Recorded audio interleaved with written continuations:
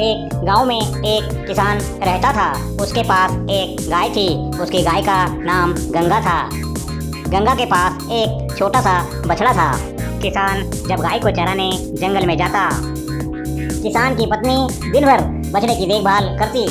बछड़ा दिन भर अपनी माँ के आने का इंतजार करता।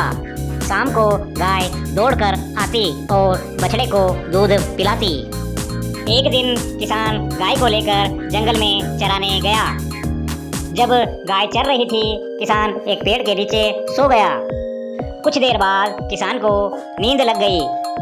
अब गाय चरते चरते बहुत दूर निकल गई। मोहन जैसे ही नींद से उठा, उसने देखा गाय इधर उधर कहीं भी नजर नहीं आ रही थी। मोहन ने सोचा शायद गाय अपने बछड़े से मिलने के लिए घर चली गई होगी। वह कुछ देर खोजने के बाद घर चला आया।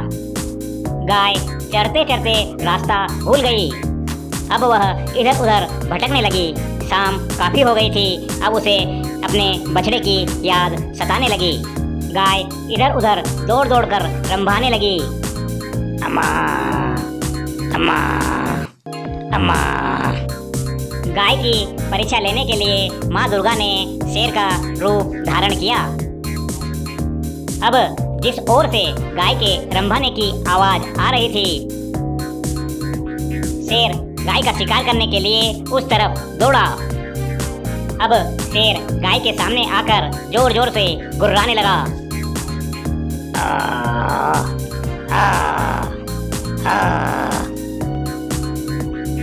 गाय डर के मारे कांपने लगी। शेर ने कहा, आज तो शिकार मेरे सामने आ गया है। गाय ने कहा, जंगल के राजा, मुझे जाने दो। मेरा बछड़ा सुबह से भूखा है, वह मेरा इंतजार कर रहा होगा। शेर ने कहा, मैं भी तो भूखा हूँ, हाथ में आया शिकार कैसे जाने दूँ। गाय ने कहा, मैं अपने बछड़े को दूध पिलाकर वापस आ जाऊंगी, फिर तुम मेरा शिकार कर लेना। शेर ने कहा, ठीक है, पर ध्यान रहे जल्दी आना। अब गाय दौड़ती हुई अपने घर चली गई। माँ को देखकर बछड़ा बहुत खुश हुआ।